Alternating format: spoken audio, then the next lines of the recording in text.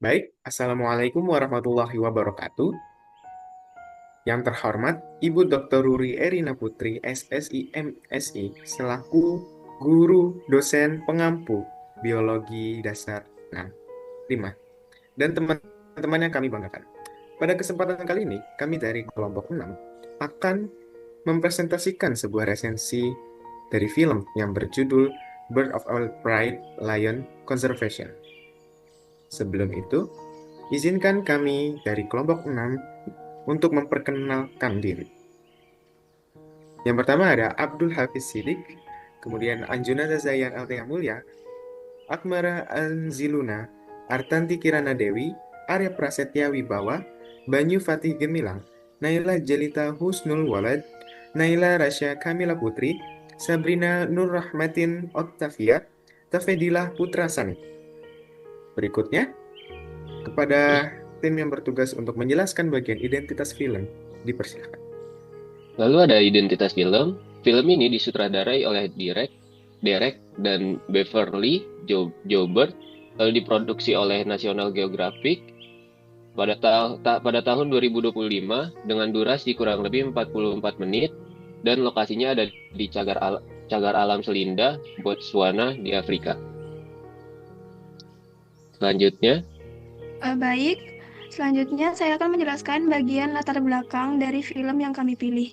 Film dokumenter ini merupakan salah satu karya unggulan dari Nat Geo Animals yang menyoroti kehidupan dari perjuangan kawanan singa di cagar alam Salinda, Botswana, Afrika. Dengan gaya visual khas National Geographic, film ini tidak hanya menampilkan keindahan lanskap alam, tapi juga membawa pesan yang sangat mendalam tentang pentingnya konservasi satwa liar. Khususnya, film ini menekankan pada upaya perlindungan terhadap spesies singa yang kini terancam punah akibat pemburuan dan perubahan lingkungan.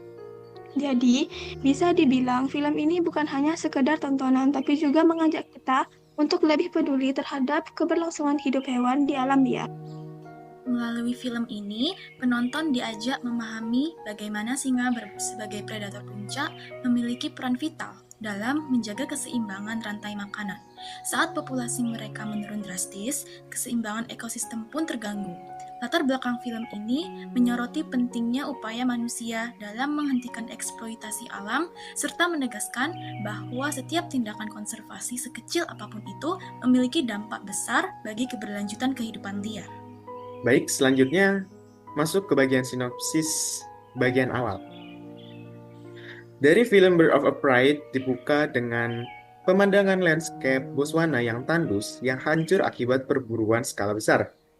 Di tengah situasi ini, hanya dua singa betina, Balelo dan Labone, yang tersisa sebagai sisa-sisa dari sebuah kawanan singa yang pernah besar sebelumnya. Ketika perburuan terhenti, dua singa jantan muncul dari seberang sungai secara misterius. Pertemuan ini menandai awal babak baru dalam sejarah populasi singa di wilayah tersebut. Dari perspektif biologis, bagian ini menunjukkan mekanisme pemulihan populasi ketika tekanan eksternal seperti pemburuan dihentikan. Selain itu, interaksi awal antara jantan dan betina menggambarkan mekanisme seleksi alam dan reproduksi sebagai upaya untuk mempertahankan dan keberlanjutan spesies tersebut.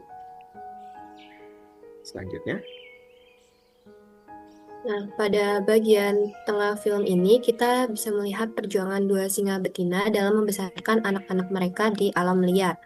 Mereka harus menghadapi berbagai tantangan berat, mulai dari konflik dengan predator lain seperti buaya dan hippopotamus, kesulitan berburu mangsa besar seperti banteng, sampai lingkungan ancaman yang ekstrim. Dari sisi biologis, bagian ini menunjukkan interaksi antar organisme, baik berupa predasi maupun persaingan, yang penting untuk menjaga keseimbangan ekosistem. Saat hewan-hewan lain seperti banteng, zebra, dan hippopotamus kembali ke wilayah tersebut, rantai makanan menjadi stabil dan populasi singa pun ikut meningkat. Film ini juga memperlihatkan perilaku sosial singa yang menarik, misalnya pembagian peran antara singa betina yang berburu dan singa jantan yang melindungi wilayahnya. Jadi, bagian tengah ini benar-benar menggambarkan dinamika kehidupan liar dan pentingnya kerjasama dalam bertahan hidup. Kemudian ada sinopsis atau ringkasan bagian akhir dari film ini menggambarkan bagaimana kawanan singa baru tumbuh dan berkembang menjadi populasi yang besar. Anak singa yang selamat mulai belajar berburu dan berinteraksi dalam struktur sosial yang kompleks. Ketika mereka mencapai kedewasaan, mereka mengalami dispersal sebagai bagian dari dinamika populasi alami, di mana jantan muda diusir untuk mencegah terjadinya perkawinan sedarah, dan akhir film ini menunjukkan kesuksesan konservasi di Selinda di mana populasi singa telah meningkat secara pesat dan ekosistem telah kembali seimbang. Dari perspektif biologi konservasi, hal ini menunjukkan hubungan timbal balik antara manusia dan lingkungan, serta pentingnya pengelolaan habitat untuk keberlanjutan spesies. Kita bisa ikut peduli terhadap mereka sebagai individu, bukan sebagai angka statistik. Yang kedua adalah tema pemulihan ekosistem atau restorasi alam. Tidak hanya fokus pada satu hewan, tapi memperlihatkan bahwa habitat, mangsa, keberadaan predator puncak, dan keseluruhan keseimbangan ekosistem kembali bergerak setelah gangguan. Yang ketiga dan terakhir adalah edukasi dan kesadaran.